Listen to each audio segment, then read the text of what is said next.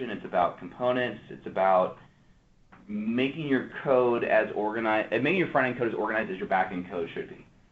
But it's really, really big, and it's in some ways bigger than Angular 1, and because of that, I'm going to expect that you guys have some exposure to Angular 1, you have some exposure to TypeScript, and you've at least heard of Angular 2, and you at least have some concept of what it is. I'm going to go over the high-level stuff. We're going to see some code. I really want to kind of boil things down and simplify them and make it really kind of apparent that Angular 2 seems really big, it seems really challenging, it seems really daunting, and it really isn't. It's not that bad at all, and it's kind of become hyped into something that it really, and it's into this monster that it really is.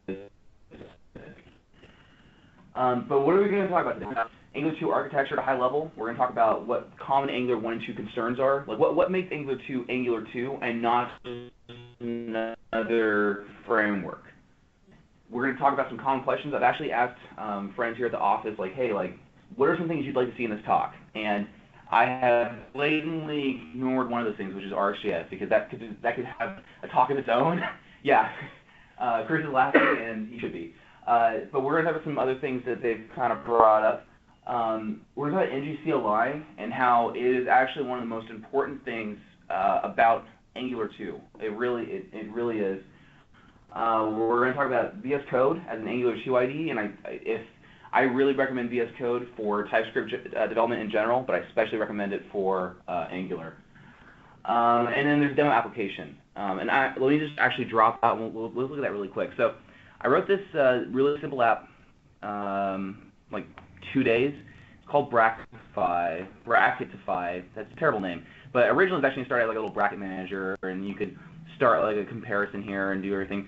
But it's just something really simple, and we can drag and drop items, we can store them, and if I actually refresh, this is actually saving in real time. So as you drag them, then it saves the position. This is a list of some of my favorite sci-fi horror movies. So we can go in here and actually create new ones. So I'm not sure if the original Terminator counts, but I like it.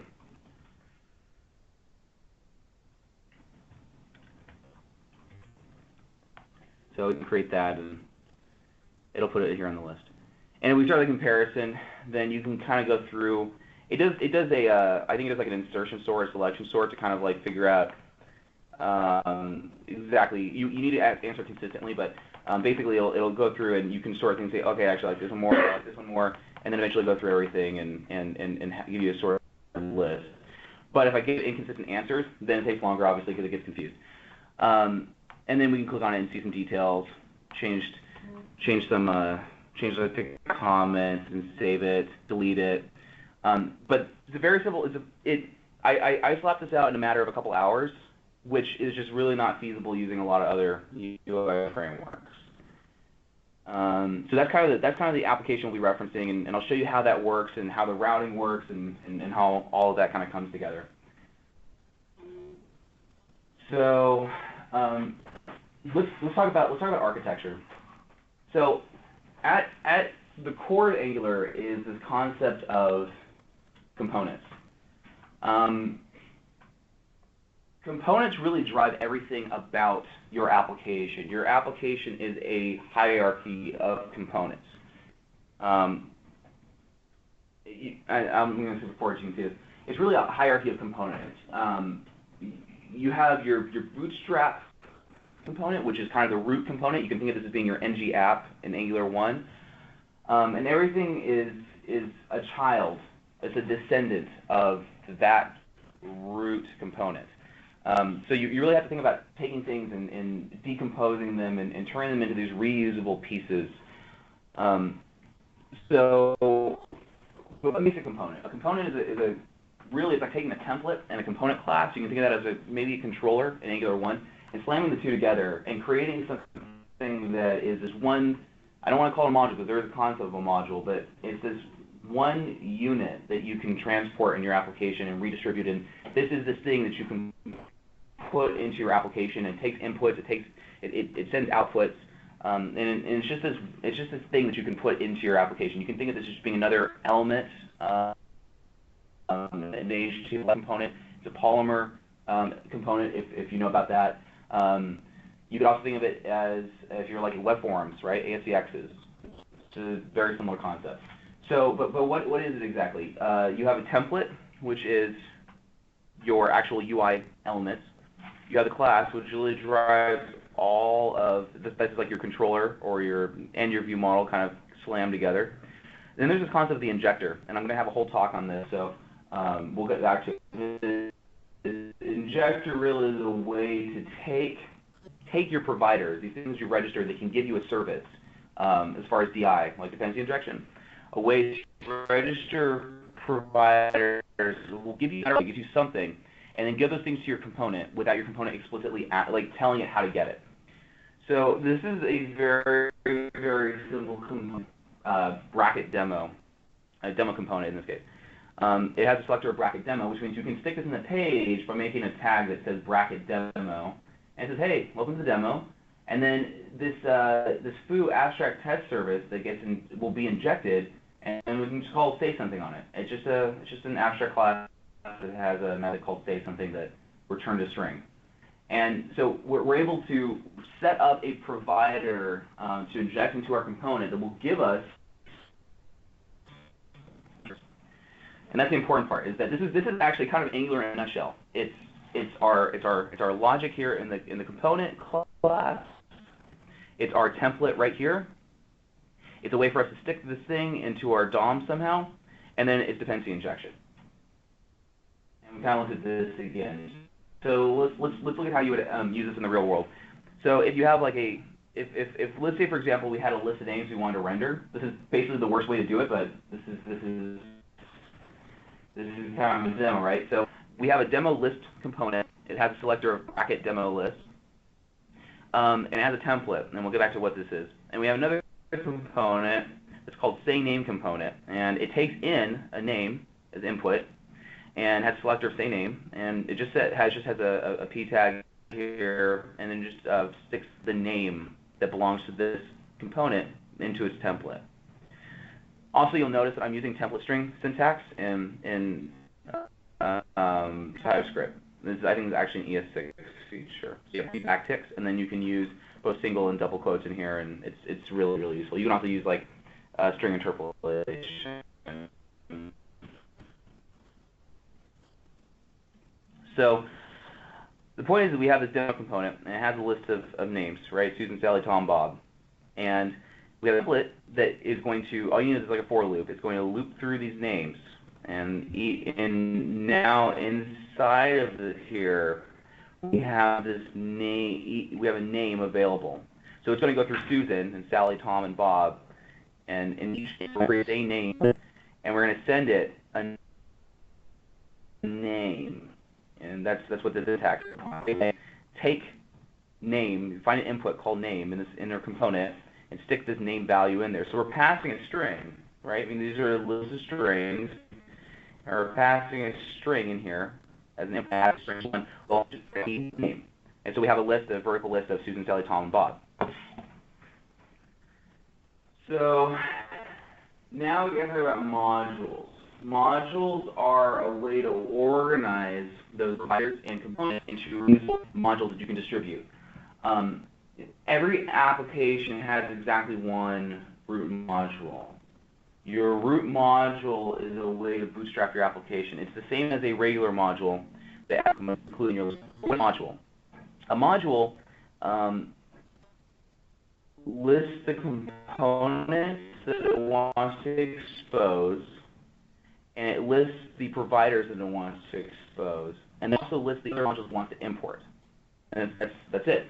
That's all it is. It says here are the components, like my UI components that I want to give you. If you import me as a module, here are the components I'm going to give you, and then here are the providers and the modules. And you write. There's only one in your application. It also lists the component that's the entry point for your. So this is a regular module. This is not a root module because I don't declare there's a property called bootstrap in the boot one that actually indicates your root component. But we just said there's imports declarations and providers. Module we want to import is a con module. We have this router module for a child. We'll talk about that.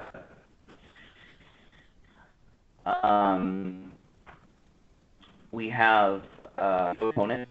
This brings demo component into the module and lets our module use it and lets other modules that import see it as well. And then expose for so in this case, this is how I set that dependency injection. I said if you want an abstract test service, use class first test service. And that's it. You now have the expansive list of the components. I think I took a screenshot before I had done everything there. All those components that I listed here, those would also need to be listed under your declarations to have available to your module. Okay, so let's talk about some of the core types.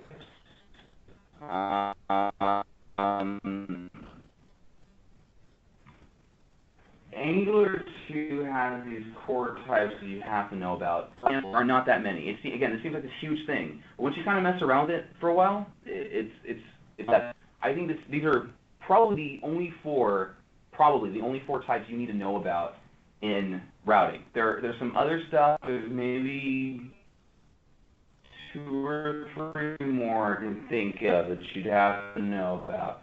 But this is pretty much all routing. Router your application itself. You can inject this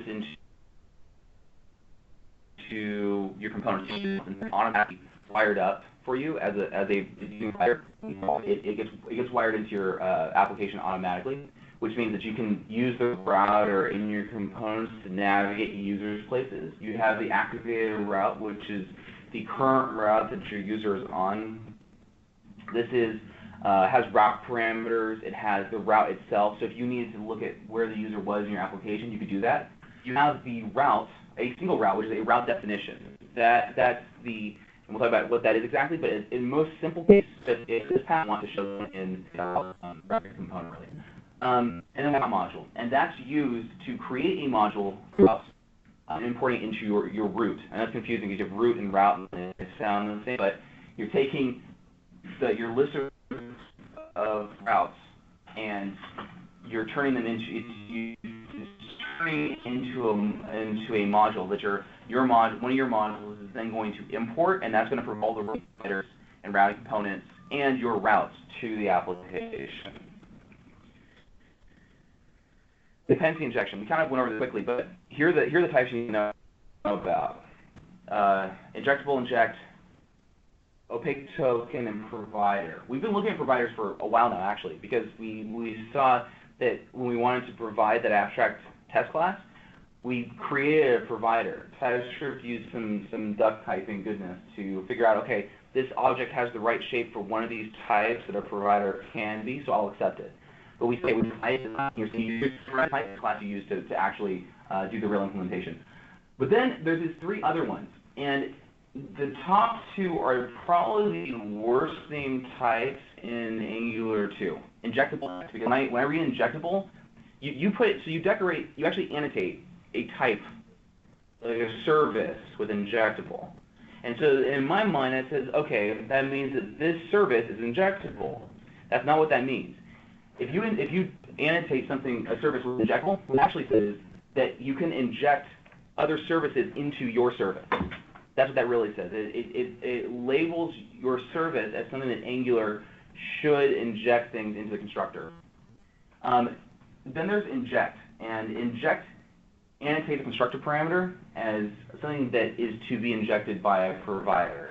You do not need to do this for everything, and you saw that previously on on that demo component that I didn't annotate it, but Angular knew. This is really only when you use it with this 3rd type, opaque token. Opaque token is used to associate a value, factory, whatever, with a provider so that you can inject it later. And I can show. I'll show an example of this. But what that means is that you can create this token that can be passed around and used to tag things eventually results through the injection. So we're almost done. There's 3 more types I want to talk about: ng module, component, and then these lifecycle events. We've been talking about ng module for a while. This is the old type name. It's ng module. It has a way to distribute your providers and your components. And we've talked about this again. There's exactly one root module. This is the one you're going to write. Every other module is you're going to pull into your application. Components we've talked about. Again, the basis of everything. It's a combination of controller, template, on init, on changes, attribute check. There's a few more too. These are basically hooks that you can hook into your component lifecycle. They're interfaces. You just have your component implement this interface, and you can hook into lifecycle events like, well, on destroy, attribute, on init, check. And on changes, that's an interesting one, because if you have experience with Angular 1, you're going, wait, what about scope.watch? Like, I'm actually going to skip these slides because we've talked about this enough. So, I say, like, well, wait, what about scope.watch? Like, what happened to that? So, there is no scope in Angular 2. It doesn't exist, and it's a good thing that it doesn't exist. So towards the end, like we're talking like Angular developers kind of figured out, especially with like, John Papa's like style guides, if you've seen that, figured out that using scope doesn't work as well as we'd like it to. There's times we need to use scope, but on the whole, what we'd like to really do is use controller and controller as, and that fixes a whole range of problems and cleans up our code a lot. And I'm not saying controller as in the view of controller as registering regular a route. So basically, we were already figuring out that scope didn't make a ton of sense to use in the first place. But then, okay, well wait, if I don't have scope, how do I call scope to apply? How do I apply Angular? Something has changed in my application. Well, there's no more dirty checking in Angular. There's a change section, but there is no dirty checking. The way that Angular used to work would be that you change and would mark those things as an ng with ng dirty, right? And that allowed Angular to make a second pass through during the cycle, what was called the digest cycle, and figure out, okay, these things are dirty, so these things have changed. I need to update things accordingly and keep that two-way binding working, and even mark it ng clean. So that doesn't exist anymore. There's really not this like mark and sweep sort of approach that Angular 1 took. Instead, we have what's called Zone.js. And Zone.js is magical. You can think of it like an execution environment. It's a bounding box around certain things in your application or your application itself. It's a way to figure out, okay, things have changed in my application. What? So I think this is one of the key parts about how Angular 2 works, so I don't mind taking some more time to talk about it. And let's just take maybe 15, 20 seconds just to think about it and just throw some things at me. What are some ways that your application state can change? Like a number could increase, a name could change, a value could change. What are some of the ways that could happen from, I don't know, the interacting or anything? Text box. Text box, okay. So user typing into a text box, right? What else? Pressing a button. Pressing buttons, yep. Anything else? Let's say... service event. Yeah, perfect. Okay, that's perfect. So we have a WebSocket event or an AJAX call, and it finally returns something happened. Maybe you set a timeout or set an interval because you hate yourself, and so you want to deal with that stuff. So the important thing, this is the crazy observation. Those are all async events. Like when you think about it, those are all async events. User input, mouse capture, keyword capture, AJAX, but set time interval, any of those things. Those all async events. So they made this observation that they just figure out a way to zone all the events and figure out when they're coming into our application, we can actually figure out anytime something could have changed. It's a really amazing observation. So what they have, the way zones it's like an observable pattern, like the rest of Angular 2 actually. But it's observable, and they actually observe changes. What possible things could affect your component, and then when those things happen, they go, okay, cool, now I'm going to check the component and see if anything changed. They don't have to check all components, they just check the ones that possibly could have changed. And so you usually don't have a ton of changes. There's not this constant digest cycle happening. You don't have to trigger digest cycle. When things happen, Angular 2 can immediately recognize something might have changed. Now I need to go check. So what does this mean? There's no go digest. If you use jQuery, awesome, use jQuery. You're not going to have to tell Angular things have changed. Seriously. There are ways to do things outside of Angular, but you really wouldn't even want to do that in most cases. So if you have Eric?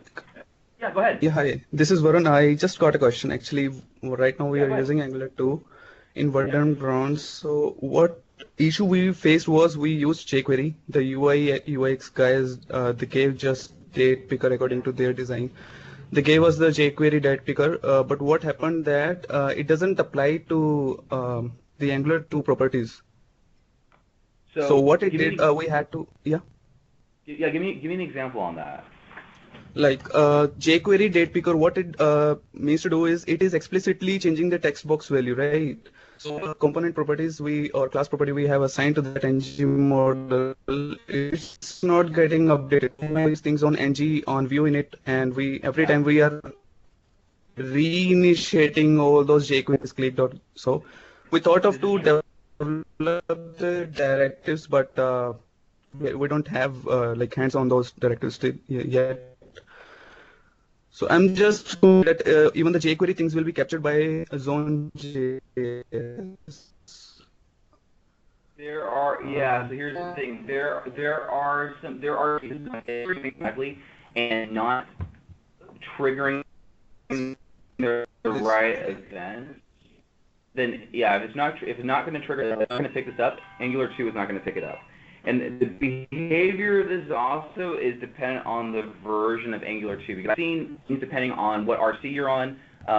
Back in beta 50, things were a little bit spotty. I did something for Biorad that I actually needed to hook into these lifecycle events and do some really bad things with jQuery to make sure everything was kind of lined up. It's actually been fixed as of late RCs, and I don't remember which one. I think like RC 3, 5. Yeah. I don't honestly RC4. I don't know. You have to check. As of like like release version. But I would imagine if you were experiencing it, you're fixing the next 2 RCs. But there are some edge cases where, depending on the way that jQuery is used, you may have to go back, and he's absolutely right. You may have to go back and actually sweep through your properties and trigger things manually. That's the bad news. But again, these are usually edge cases, and these are usually when you're using something that's very heavily jQueryified or using another. He's right. It's not entirely magic, but on the whole, this will. Yes. But hey, thank you for bringing that up. That's a really on ArcJS yesterday, where at the end the guy. Okay, if anyone tells you that their framework is perfect, they're telling you the truth. So you're absolutely right. There's nothing after all things, especially if they're not crossing the right. Basically, they're not crossing the right boundary in your application. This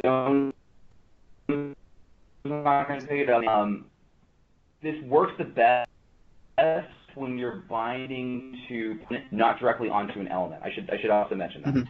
So if you have properties on the element it seems to work better. Angular 2 seems that it shouldn't matter. I haven't seen that really be the case. But yeah, okay, thank you for bringing that up. So what about root scope? I'm leaving. Stop asking me. If you're interested in looking at zones and how this works, then you can click on this link, and I'll send the slides at the end of the talk. Okay, so we're actually doing pretty good. So, okay, in Angular 1, there were a couple different binding types. You had one in regular, just like string bindings, like here's the value. Those are represented as equal sign and at, when you were actually making a binding for your isolated scope. You also just have text, right? So they couldn't tell, okay, well, wait, when can I do string interpolation? When can't I? How do I just pass a function? Like, okay, how do I do this? So English, event and property binding, and then a third kind of sort of, which is your two-way binding, which is a combination of the two, and it looks kind of cool.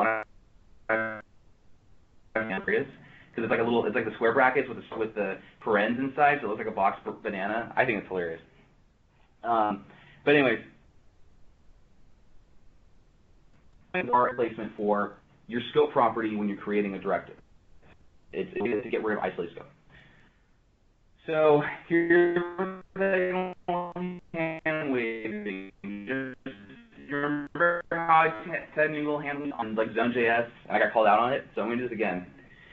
So one had directives for everything. You had directives for ng-class, ng-hide, ng-click. You needed to make basically an adapter to do exactly what we were just saying into the Angular world, right? If something happened just out there in jQuery world and in the in regular DOM, it can respond to clicks, or know when to hide an element, or know when to change the class of an element. So instead, what Angular 2 does is it actually binds directly to the properties on an element, in the event on an element. So it allows you to use components as it does on just regular elements. If your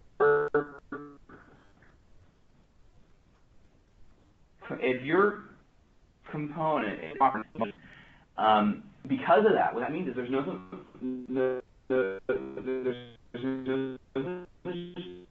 things into class anymore because you can just things into click anymore because you can just bind to the click event. That's it. I mean, it's like seriously this simple. If you look at it in terms of like square brackets class, like what we're really just saying is bind to class on this thing, call to, but this is going to change the class on your element. And then these parens, this is saying this is an event. This is like output. This is input. This is output. We'll flip this event and call this function. And we're going to talk about that in a second. But all we have to do is understand that syntax. It's two separate things. It's not that bad. So okay, let's talk about event handlings, or event bindings, because this is the one that everyone wants to do. Everyone wants to be able to click a button and have something happen, right? Like that. I went to 4 years of school so I could do that. It couldn't happen. So you say like submit over. So component. We'll come back to this. But the first thing you should look at is the syntax. We said it's just parens and the name of the event, and then a handler function on your component class. And you can also get data if you want to capture the event data. You can capture it. There are click events, there are on submit events. But what if I have my own event in my component? What if I had something like number, like items change or something like that, and I want to notify. Well, you can in your component an event emitter property, and you decorate it with an outcome, and that the name of that property will become the name of the event that your component exposes. So if you have an event emitter property called on items changed, and you emit an event on that on items changed property, then if people have done this to your component and they said on items changed, they have a handler, they'll actually, and that event object will be those items that you emitted from your event emitter, and they'll be able to capture it and do cool things with it. So properties, basically just as easy. It's basically the same way. It's just that it's going the other direction. So properties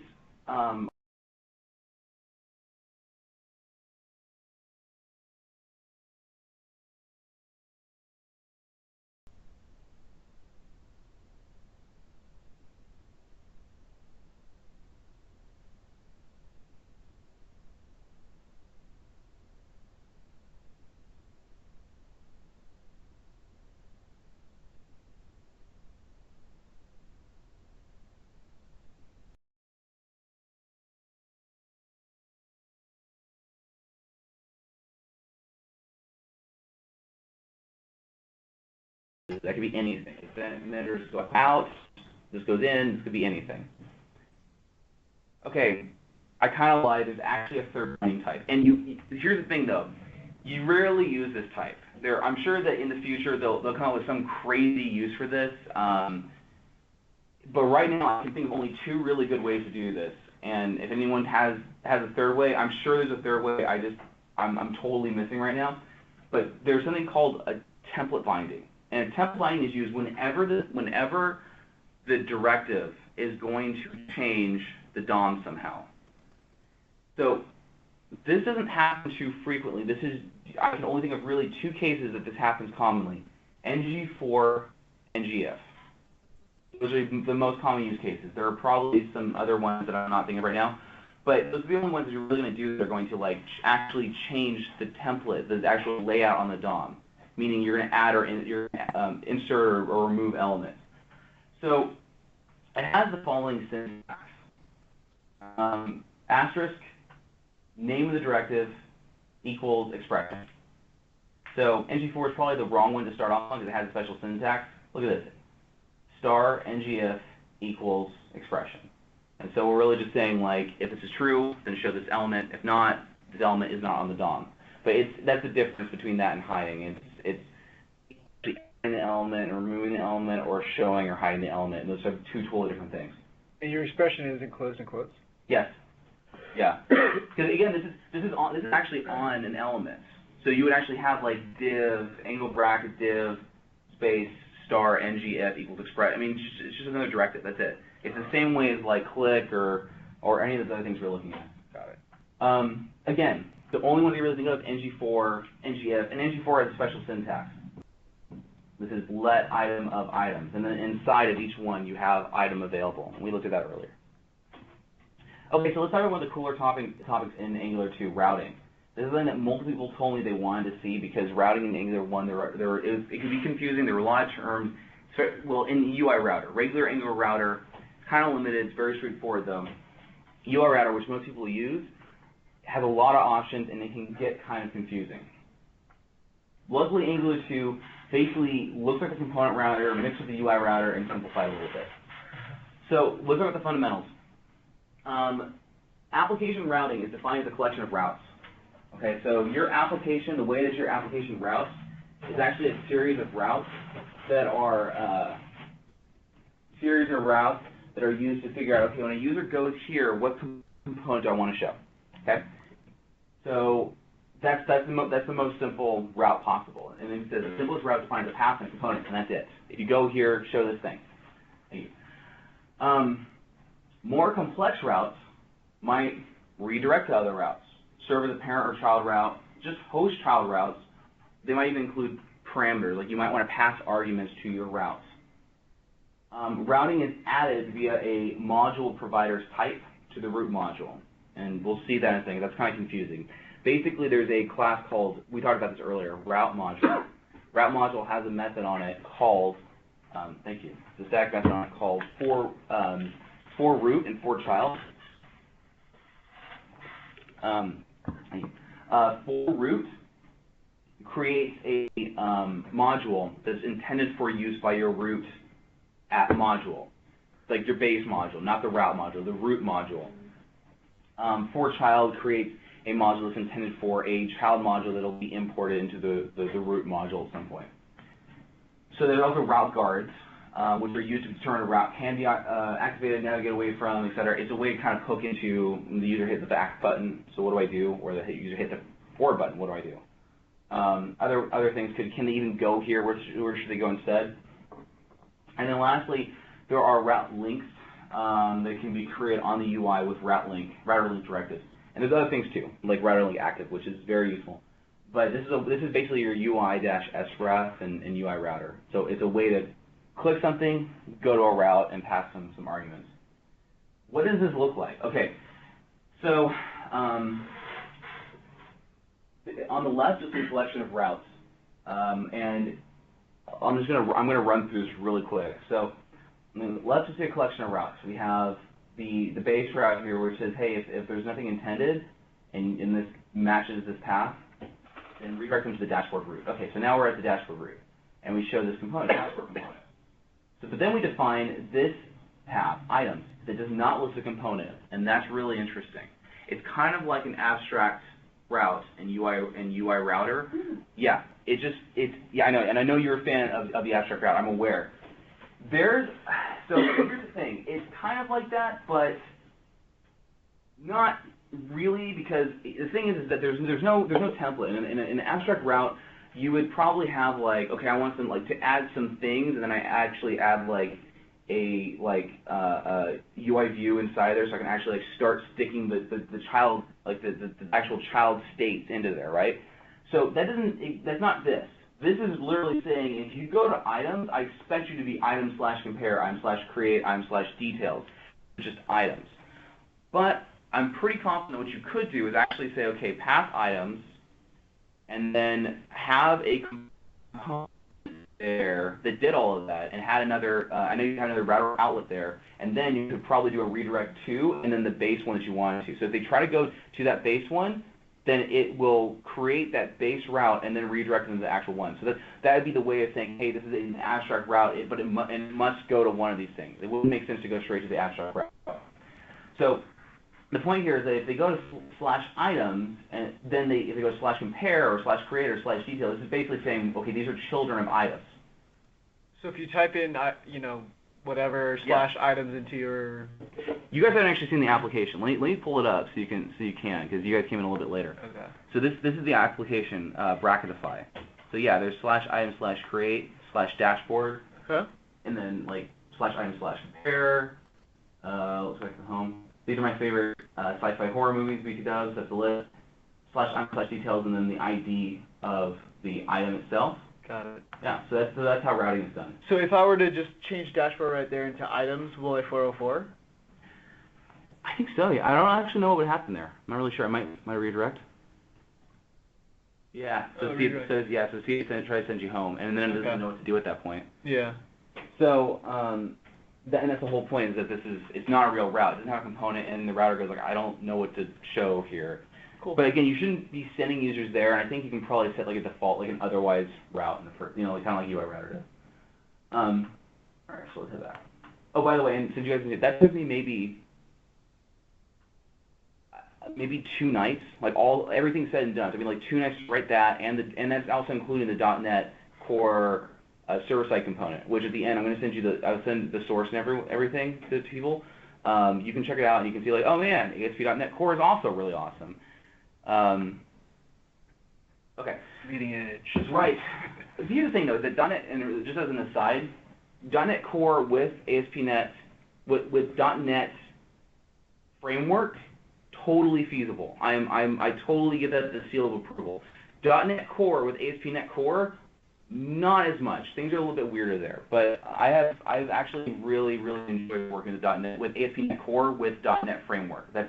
So you keep doing everything the same way you're doing, you just use different paradigms. It's really it. Okay. Yes. You can do, if you have a child that has an empty path, you can do a redirect to the child of your choice. That's what I'm saying. Yeah. That's what I'm saying. So you can do a redirect to, and it would guarantee like a default state.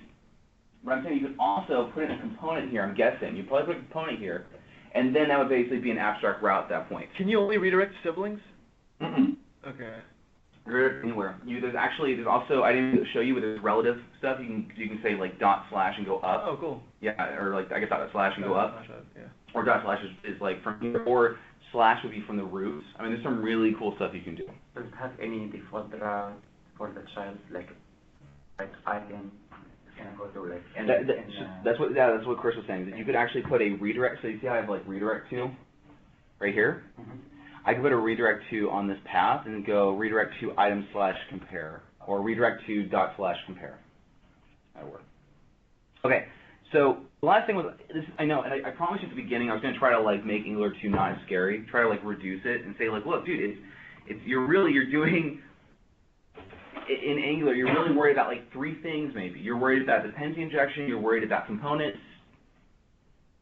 I mean, you're worried about, like, obviously there's, like, directives and pipes and others, but really you're worried about components and dependency injection and routing. I mean, that's, like, basically all of it. And ng module kind of reflects that you have declarations that says, here are the components my application uses and I want to expose, that my module uses and I want to expose. Here's my imports, which are the other modules I want to use, my providers down there, and there's also the root module, or the root component. So how do we get routing to work? Well, what we did here is under our imports, remember our imports is where we import other modules. We use that router module for root, pass in our root object here, and it created an ng module that our root module then imports, and it gets all the services. It gets router outlet, it gets as a component, it gets router, activated route, it gets all of these things through the dependency injection provider's functionality. It's not magic, right? I mean, like it totally makes sense how this would work. All right, so what happened to resolve? I didn't talk about it, but secretly, I'm actually using resolve down here. Things are different in the world of Angular 2. You can register a function or a factory. You can for a function. You can do that. But alternatively, it's preferred that you use an interface called resolver of type T, and you can create resolvers that are used to resolve that thing.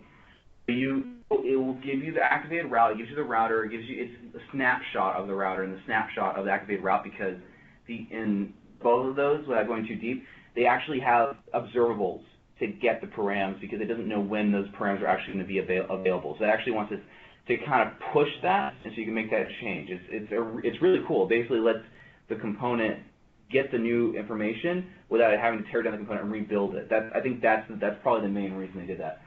So anyways, we created an item resolver. I'm not going to show how it works, but basically this says that when this component is looking for a constructor argument, like an argument to the constructor called item, this is how you're going to resolve it. This is how you're going to give it to them. And so what that resolver does is it looks in the URL, looks for the ID parameter from the activated route, and then it fetches using the item service, fetches the item, and then resolves using that. It's the same way you would have done it inside the component, but it separates that concern from the component. Okay, so what happened to resolve? It does this. I do not do any sort of state management. Most asked me to do state management, and I was like, yeah, I'll totally do state management. And I realized it's a huge topic, and it could have its own talk. So instead, I'm just going to say it exists, and you can look at it. And if you guys have heard of Redux and things like that, there are state management tools that exist for React and other things, and they're making their way into Angular 2. They already exist, really. I do not go through any of these because it's a huge topic and you have to understand observables pretty well for a lot of this to make sense.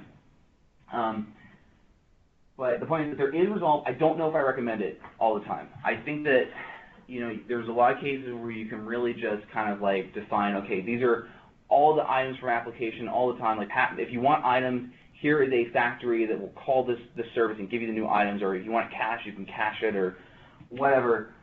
Resolve makes sense when you have a parent route with child routes, and you have a very specific thing that you want injected to all the child routes, but not to the entire application.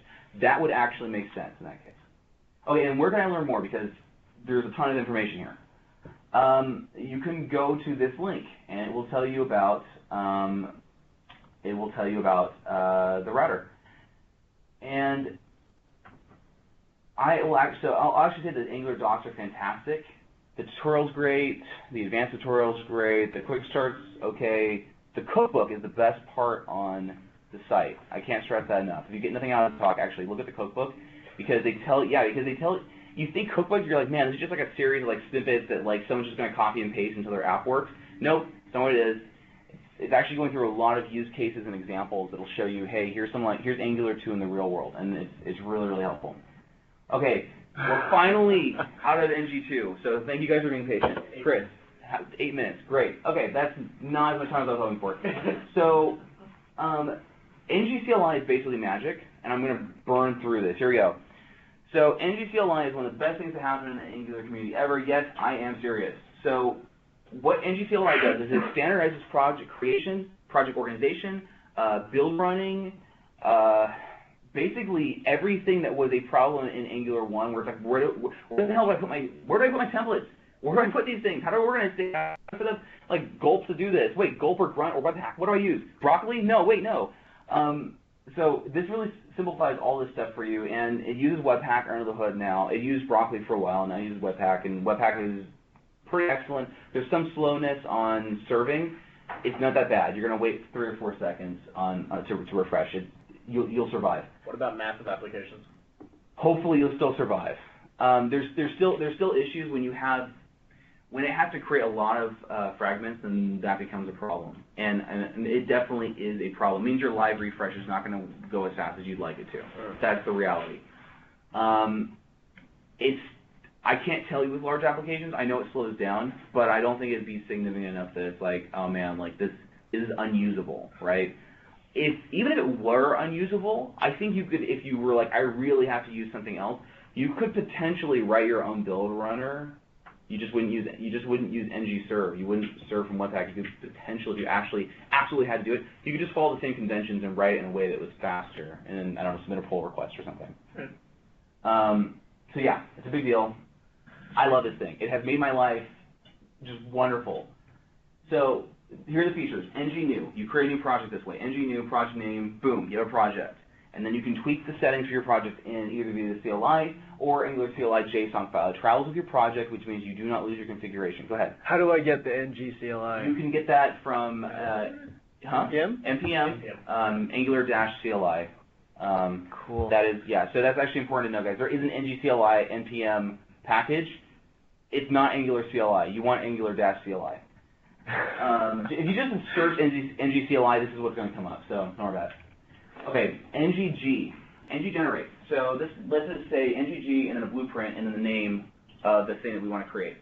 So ng component, so I'll make a component, I'm going to call it the coolest component. So it creates the coolest component and all the stuff in a folder called the coolest under app, and then automatically adds that component to your app module as a declaration. So, yeah, so it's just like boom, you've got it, makes a component, adds everything. The cool thing is that when it creates the component, it actually does some stuff by using template URL to a relative URL. It will actually go through with a Webpack plugin so that it packs the template into your component.js file. It's pretty magical. So you really don't even have to think about this. You're working on an HTML file. It will get updated, promise. So you essentially have strongly typed HTML files. You essentially have strongly typed HTML files. It's like that thing is part of your component. It's there, man. Like that is packaged your component, and that's awesome. You can also add your own blueprints. I haven't done this, but apparently you can. It's kind of like Yeoman, you know. Boom. What happens if I start messing with the file structure? You shouldn't. Things will go bad. Okay, so it's still technically convention over configuration. So here's the deal. Is that for components, you would not want to do it anyways. For services, you can move that anywhere you want. For models, you can. Really, components and modules are the only ones that need to stay fixed, as far as I know. Right, it's fully configurable. Totally. Right, but the idea is that a component ships by itself. Exactly. That's why you want everything together, is because it's everything relevant to that component. Correct. Here's the thing. Would you really move the coolest? Oh no, I'm just saying. I don't want to. I want to say like the main question was, you know, if I start messing with it, will it break, or can I override that elsewhere? Yes, you can. You can. In most cases, you could probably configure it to do what you want to do, but you would not want to do that. I think the whole point of this is they're establishing convention. Right. And that's what we really want to do, is establish convention, because for me, the hardest part about Angular has never really been about, okay, I got to write Angular. It's like, how the hell do I organize this project? Because when it starts getting big, like, where do things go? I don't know anymore. And yeah, you can structure any you want. And now you just type ng component and make a freaking component. Okay, fine. That's awesome. Okay, ng-serve. This is awesome little GIF here. Yeah, GIF. So yeah. All right. Fancy, man. I know. Okay, so this is actually it building with Webpack. This is the first time about it. It takes a second. So now it's valid. Now you're going to see my page actually refresh. Boom.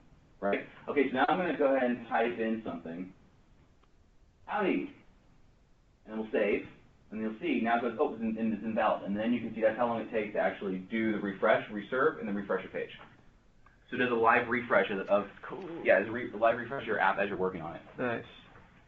Okay, so ton of configuration available, extensible, standardized project layout.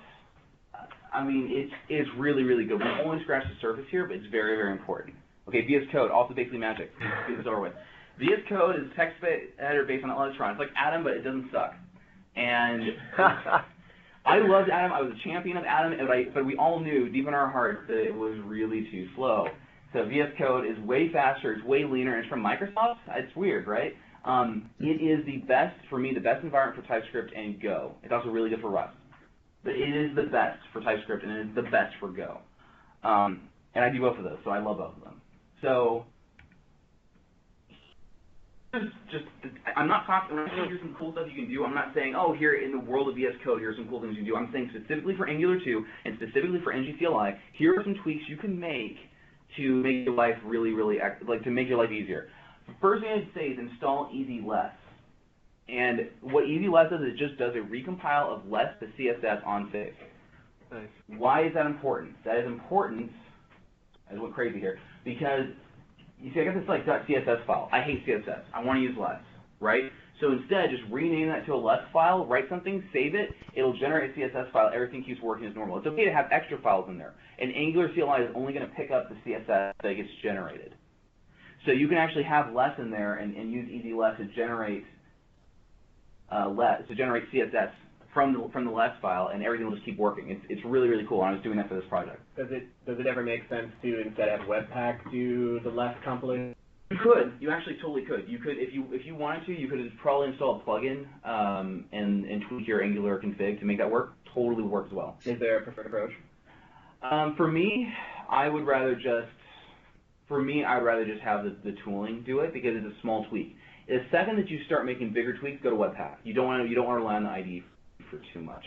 I think this one's simple enough that I think it's the easier solution than having to say, okay, now I'm starting a new project, I better go install all these Webpack plugins or whatever. For me, it's like, okay, I got VS Code, I am doing this already, I'll just keep doing it, right? So for me, this is like as far as I would really go. If it were any other sort of tweaks, just go ahead and tweak Angular CLI. Use the built-in terminal, please. It's one of the coolest features. I've been dying for this forever on any sort of text editor.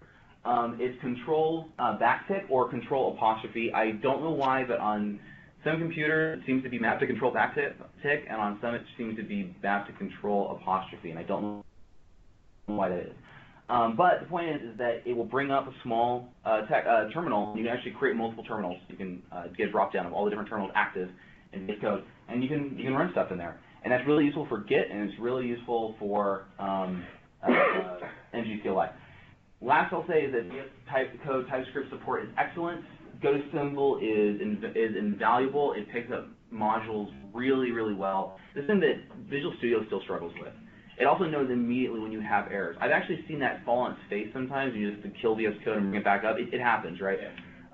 But when it works, and that failure case is not too frequent. So wouldn't worry about it. Okay, final point. Angular is awesome, and it's also pretty intense. We have barely scratched the surface of Angular 2, but I have told you enough that if you actually read through this and you look at the source code, you could go out and write Angular 2 after. You'd be ready to go, man. So, I mean, don't be intimidated by all this, but you just got to remember, it's just modules, components, providers. That's basically it. That's you can get by on just knowing that. There's obviously a bunch of other stuff, but you really could get by just knowing that. Normally we have a section for questions and aggravation, but I'm probably 1 minute over at this point. You are, but if nobody else has a meeting right now, I will allow it. Oh. We got started late. Okay, so do you guys have any questions you want to throw at me? Anything that I said that you didn't agree with, or anything that I was wrong about, or anything that just kind of, I don't know, upset you for some reason? I don't know why, but upset you? About ngCLI, Eric. Yeah. Well, just wanted to know if ngCLI, when you start your new project with using ng and then the project name, the project directory it creates and the Angular CLI JSON. Along with that, does it create the typings JSON and the packages JSON and all those default dependencies inside that? Yeah, let me show you that it's really, really cool. Let me pull it up here so you can actually see what the structure looks like. So when you create it, this is actually what it creates. It's everything here aside from Bower components. But it sets up, here's your Angular CLI JSON. It sets up all this stuff. It then sets up source and everything inside of it, including brings in typings, your TS config, and then actually does some basic bootstrapping here, and then creates a few different things. And also, I didn't even talk about this, but it has supports for different environments, which is really useful. And yeah, then it creates your application here with just the basic app.component and app.module, and then index. And it will install all those dependencies as well, like typing, like TypeScript, and if I say Angular 2's latest version and all. Angular 2 latest version, I'm pretty sure TypeScript, I think so. I mean, so here's the thing, you're probably going to use the TypeScript that you have installed globally, I would imagine. Mm-hmm. No? The packages that specify the TypeScript version. No, I know, but yeah. I'm saying for tooling in VS Code, for example, you're probably going to want to use the newest version of TypeScript. So even if it's at like 1.8, I would use like 2.03 or whatever. If VS Code will take whatever's in packages over global. It will warn you now. Oh, okay. It'll actually warn you. It'll tell you, hey, like, do you want to use what's installed globally, or do you want to use what's installed? And that's why I knew that it was in Node modules. Okay. And on top of that, I actually have for my user settings, I actually specified the TSDK to be my global setting. So that will always force it. But anyways, yeah. So I'm pretty sure it installs TypeScript. In fact, I know we know that it installs TypeScript because VS Code immediately started warning me about this. By the way, it will only warn you if you're like up to date on the newest version, because I actually had like one version behind on my desktop and it wasn't warning me, and on my laptop it was. So this is like a brand new, hot off the grill feature. Does that answer your question? I'm sorry. Yeah. Hello, Eric. Since you have created this project using Angular CLI, I can't see some of the files that I was seeing earlier in my project, like some of Docker configuration and some other unnecessary files, which are not necessary at that point, at the initial point. Like some Docker configuration was there, a lot of configurations were there. Here I can see only the end-to-end testing and only the unit testing configuration. I don't think ngCli uses Docker by default. That might have gotten a different ngCli accidentally. Or like it might, I don't. I tried it while using RC4. Again, this might be a version change. Oh, yeah. I mean, that's true, RC4. Yeah. It's true that ngCli has been in a lot of changes right now, and by the way, this is not a released product. I don't know. Is it alpha? Is it beta? ngCli? Yeah. I don't think it's released yet. It's beta. Yeah. So they're still making changes. It wouldn't surprise me, but then they're probably like, wait, not everyone's going to use Docker. Why are we including Docker config? But I don't know. It's possible that I removed that or didn't add it because this is actually because I started this on my desktop and maybe it didn't get committed. I didn't need it, so that's possible. Yeah. One more thing. I could see that you were able to run your command prompt terminal from your VS Code itself, but when I used ngCli, it made me run my command prompt as an administrator when Broccoli was there. Like it was not working from my terminal. Interesting. You have an old version of ngCli. I remember people talking about that. I think the new version fixes that. Yeah, I haven't. Yeah. So might be new version.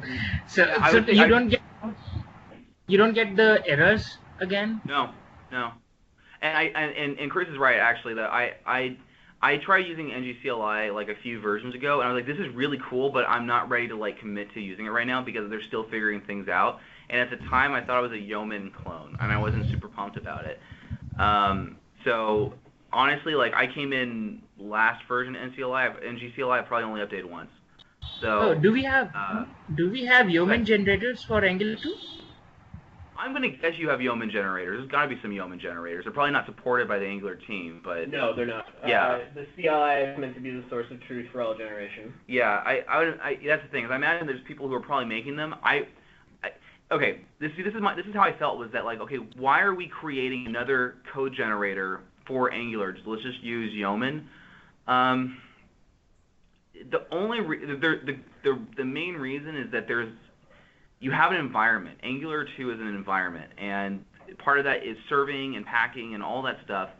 And that's what really sold me was the fact I can make a new project and just run it, and it's like, oh my god, it's running. Like I didn't have to, like set up any sort of gulp stuff or anything. It just worked.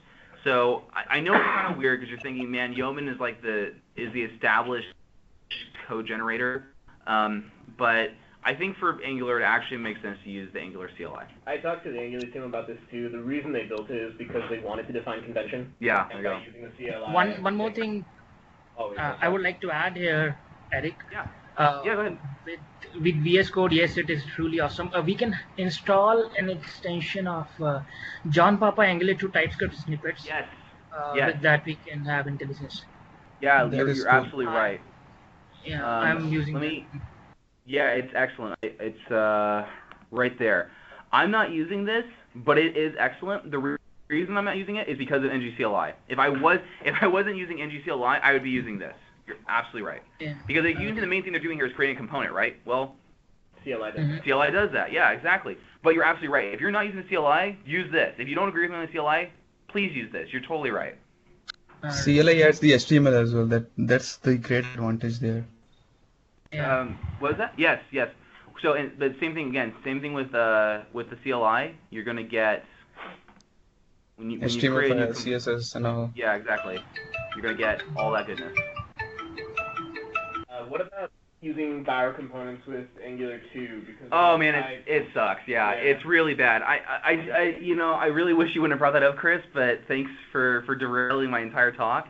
So you're gonna have to move that into the assets folder. I actually read on the GitHub issues. Someone was like, okay, can we please get some support for external libraries, like please? And they're working on getting some generators for routers. For routing, and they're working on generators, or maybe not generators, but supports for external libraries. Right now, the recommended is just take the dist folder and move it into your assets, and that really sucks. And I know it sucks because then you're just going to stick it in your index, and that is not exactly the cleanest. You could, if you want to, you could hack around in Webpack, and you could add it there. That would also be totally viable, but I didn't bother with that because I know it's coming. So it's like, whatever. I don't mind slapping 3 libraries in my index rather than trying to like complete. I'm at this point in my life, I'm done trying to hack around in build runners. It's such a waste of time. And it was fun at first because it's like, cool, like I have complete control over this. Now I'm just like, I don't do this in C#. I sometimes go in and I do MS build stuff, but I frequently don't touch it. I just Control-Shift-B and I walk away and it builds. I would like that same experience with TypeScript and my front-end stuff as well. Mm-hmm. So, cool. All right. Anything else, guys? Or we? I don't want to. It's already pretty late for you guys over there. And thank you very much for staying for the talk. I really appreciate it. Eric, just one thing wanted to confirm. Like, is injectable meant for components as well, or is it for the services only to tell them that yes, we can inject into you? That's a really good question. Would it make sense to ever inject a component? That'd be really weird, but I can't think of a reason because you're rendering components. Yeah, because okay, so there's something I didn't talk about, and I'm totally I've forgotten the name of this, but it's like to child component type. I'm totally gonna view children. That's the one. Okay. Yes. Nested components. So, exactly. So there's view children, and view children is, I guess we're clearing this link. View children is a way to get one of your children, like one of your child components, in the parent component, and you can modify. You can actually directly do something. So here, there's this annotation view child, and then the type, and it'll figure out, hey, I have like a to-do input component. This is my to-do input component, and you can directly change properties and trigger stuff. I'm not recommending you do this. This is an advanced use case, but you can do it. But as for putting injectable on the component, that's why I could not see that being useful. And I know that Angular 2 tries, and I think succeeds in almost every case, to reuse components. It will call teardown stuff, but it will try to, if it can, preserve that component. So maybe you could inject it, but you shouldn't. Long story short, you put injectable in services. So my item service has injectable, and remember what that really says is things can be injected into my service. Components automatically have that. So yeah. Eric, Yes. can we inject a service in the HTTP service itself? Like for example, we create a wrapper around the HTTP, let's say HTTP client, and we add our default headers in that, and we want to inject another service within that. Yeah. So you're saying what you really want to do is you're saying you kind of want to do this abstraction where you're telling the user. Are you saying that you're kind of overriding these methods, or you have additional methods on top of that HTTP client? Like sending a header. Basically, Yeah, exactly. we want to send headers within that, and with that we want to inject, let's say, another storage service where we want to store the token or so. So within HTTP client service, we want to inject a storage service. I am almost positive that you could just set up a provider to do this. So you could most likely do something like, let's see, I should have, and then we come down here. Most likely, we should be able to just say provide HTTP and then use class and then whatever thing you were going to use, right? It's going to be your class that implements. Exactly. I would so like my HTTP class, right? Like so then my HTTP class would be when someone asks for HTTP, it's actually going to use your my HTTP class. I think this would work. I would imagine this would work because the way that I kind of glossed over this. The way that Angular 2's, I think Angular 1 works similarly. The way that its providers works, the last registered provider is the one that wins. So you can actually register multiple providers, and I've read this wasn't possible, but I tried it and it worked. And you can register multiple providers, and the last one that gets registered wins. So if you have, abstract foo 1 and abstract foo 2, and you register both, abstract foo 2 will win. Mm-hmm. You can also register a provider factory. Yes, you can also register a provider factory. That'll also work. And you can also register when you register a provider, you can specify it's multi, in which case it'll actually add to an array of that type or that token to be returned. Okay. You said something related to multi, like we need to specify whether it can have multiple providers? For a token. So this is without going too deep into it, but imagine that you wanted to have, for some reason you want multiple item services. Then you could specify that there are going to be multiple item services in your application, because otherwise the default behavior would be the last item service that you registered will be the one that wins. All right. Mm-hmm. But if you do multi, then you can say, hey, there's going to be a list of item services that you're going to get. And it's a interesting use case. You probably wouldn't use that unless, I imagine, there's like some reflection magic going on. So yes, and really quick, just because since I have you guys, I wanted to talk about opaque token. So this to API URL, that is a opaque token. It's just something to mark something. So what we've actually said is when someone asks for that to API URL, use this function, use this value, and then I return this function. So if we look in the item service, here I then want to inject to API URL, and then that's how it gets this function. It's a really simple string transform that takes a API URL and returns the correct fully qualified URL. So that makes sense with like the token. It'll make more sense once you go in there, but just check out opaque tokens and dependency injection. Eric, can you go to the other page? Mm-hmm. Absolutely. Can you go to the other page? Yeah. Yeah. The where you specified the yes. I tried to find this, but I didn't get a proper reason to why we use backticks for specifying the URL, even while posting or consuming the APIs. So you're seeing the backticks like right here? That's a TypeScript. Yeah, and prefixing it using $ as well. Oh no, it's just console output. It's string interpolation. Yeah. So I'm just in here. There's nothing special. The only special part here is this: the $sign Yes. with the curly braces. That's just so I can directly say, hey, like, stick the variable URL in here and stick the variable result in here. It's a lot clearer than doing like pluses and stuff like that. You're not doing string concatenation. Correct. Interpolation just allows you to specify it in line, and when you see the rendered JS for this, it's going to look like string plus this, plus name this, yeah. plus string plus Because name. this is more readable than doing string concatenation, right? And Just yeah, as basically far for as like concatenation only. yes, yeah, exactly. It's just display. Like it's literally just so that over here in back in Bracketify land, I gotta find a better name for that. back in Bracketify land, this must have gone down for a second. Oh, because I couldn't find the route. That was my error message.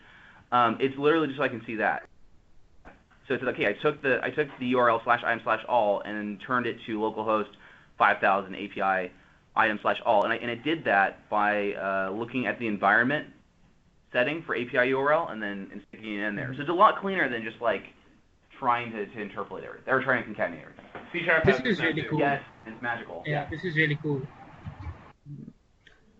Since we are on RC4, just want to know if like in 2 they have introduced all those ng modules, then one root module only, all those providers and declarations on that root module itself. So does that mean all those dependencies will be defined and declared here only, and all those other components which are in the declaration will have access to all of them? No need to provide inside the components, right?